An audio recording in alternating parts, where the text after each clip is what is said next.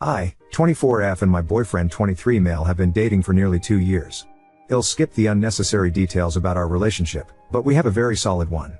We live together and have only really argued once in our entire relationship. However, there is a problem. A little over a year ago I developed thrush.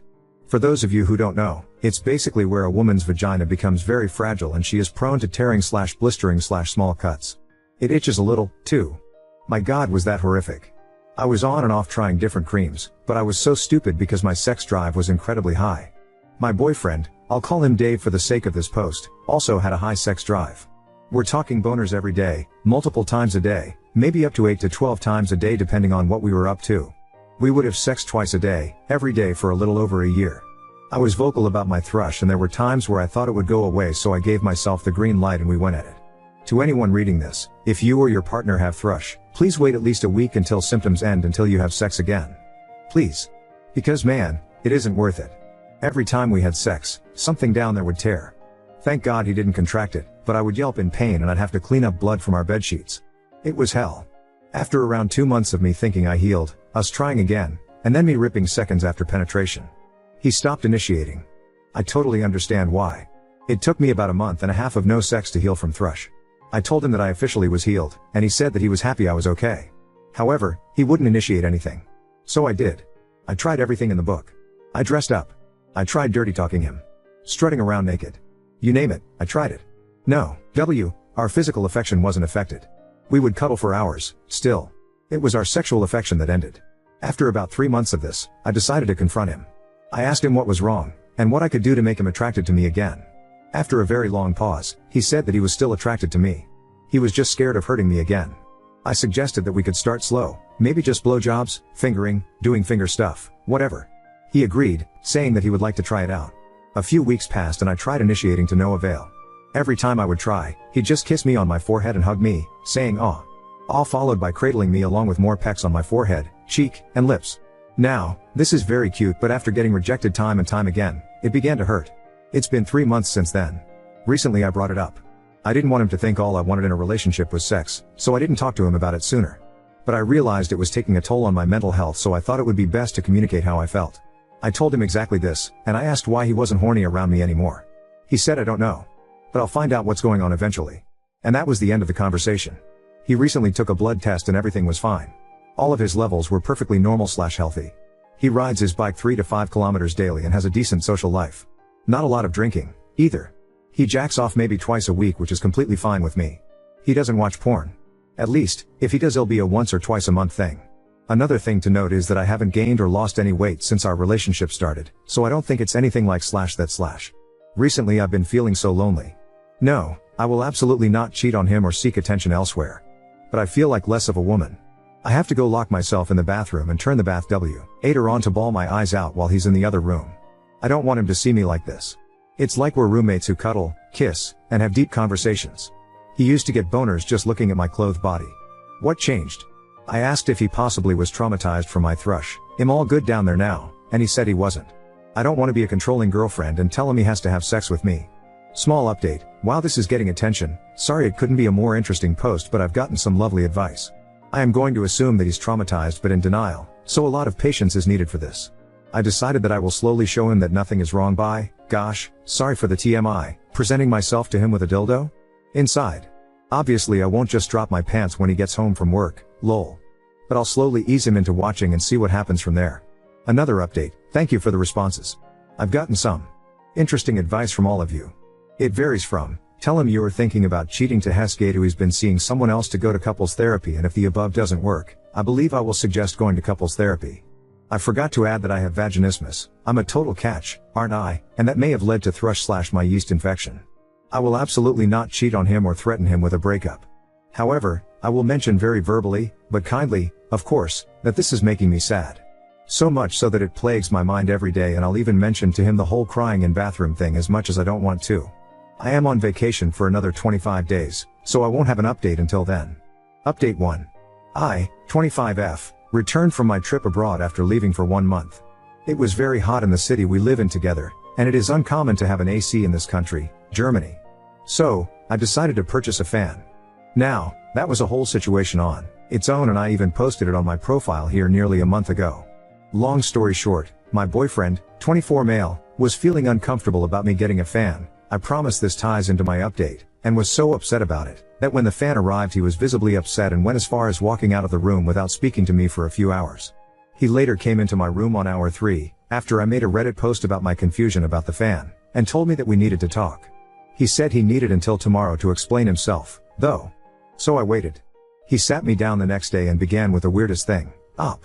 I don't get excited about things you get excited about. What? For instance, the fan. I don't. I'm not excited about it. I told him that I would be more than happy to move the fan into the living room, where I could sleep on the guest bed during warm nights. He shook his head and told me it wasn't about the fan, and he didn't know why he brought that up. He paused for a long while and began to tell me what was going on with him. And no, it wasn't what anyone suspected. A bit of important background: when we first started dating 2 years ago, on the third date I told him that I wanted children in the future, and I only wanted to be with him if we could be together for the long term. He was happy that I wanted children. I then told him that it was not my wish to be pregnant. I wanted to adopt kids, or if his bloodline was important to him, I would consider surrogacy. He said he was okay with this. Well, months passed. 2 years passed. Apparently, this whole time, he hasn't been intimate with me because he wanted us to have a real family where I would get pregnant. At the moment, I am 25 years old and I don't even want to think about pregnancy. He is 24. Here in Germany it is very uncommon to have children at a young age, and we both agreed that we wanted kids when we're anywhere between 30 to 35 years old. So this took me by surprise. I simply cannot fathom how you don't want to have sex with your partner because you dislike the idea of adopting children with them in the far future. He says he felt guilty for feeling this way, and was trying to come to terms with it. He kept on trying to get over this feeling and hoped that it would pass, but every time I brought up our future he shut himself down. I noticed that he was much more hesitant to talk about the future, to fantasize about where we would live, what we would name our kids, what our day-to-day lifestyle would be, so I stopped pestering him about it. I heard that Germans like to take things slow, and I didn't want him to think I was rushing him. But I should have brought it up more. I know I should have.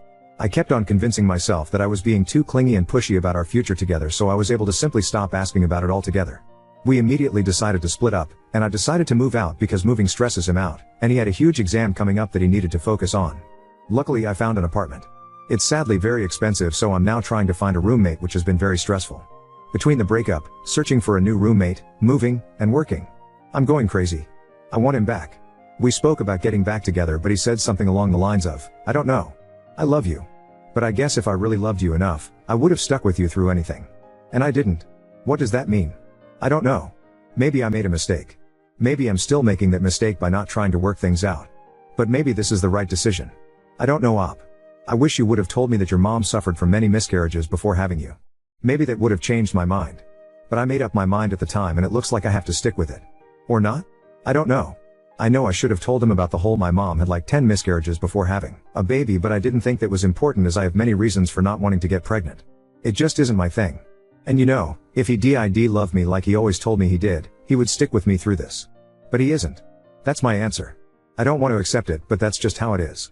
You know the saying, if he wanted to, he would. Well, I'm a true believer in that. He's been crying daily, and while I do appreciate him helping me move out of our apartment, it keeps giving me false hope when he comes over to set something up for my new place. I keep thinking, oh, he'll come around, except he doesn't. It's only been 3 weeks, but he seems so incredibly lost and hurt over this that it isn't worth it for me to give this a second thought. I am utterly heartbroken. I wish we could have talked this out rather than jumping to a breakup solution, but I don't have any answers to this problem. I know better than to wait for him to come back to me, but my God, my mind is telling me to do so. Life has become much more complicated and I don't even know if I want to live in this city. I'm so defeated right now. All of our friends and family members have told us that there has to be more to his story. There has to be another reason as to why he doesn't want to mend things. But I've asked over and over again, and he said it was this single bump, for lack of a better word. I thought, aside from our lack of sex, that our relationship was perfect. I don't know where to go from here. Edit, the thing that is bothering me is that when we met, I was absolutely against pregnancy. But now, especially in the more recent months, I've warmed up to the idea. After all, it's been 2 years. If only he spoke to me about this, I would have told him my mindset changed. I told him this a few days after the breakup and he said he wished he could go back in time so we didn't break up. But that doesn't make sense to me because... Can't we just talk about this now? It hurts my add. Now on to second story. Ignored our daughter's fake injury, sparking a feud with my hypochondriac wife who took our other daughter to urgent care for a canker sore. My 28F wife, 26F, Sophia, takes every scratch our daughters, 7 and 5, get extremely seriously. Every bruise, every scraped knee, every cut is an emergency to her. And because they're emergencies to her, they become emergencies to the girls. Not only does this mean it's hard to tell when an injury is actually dangerous, did she twist her ankle, or break it? Is her arm bruised, or fractured? But the kids are responding badly to any hurt they feel now. At the mere sight of blood, the 7 starts wailing like she's been stabbed. Even worse, her sister has started intentionally banging her arm into things or falling on concrete if she thinks she's not getting enough attention.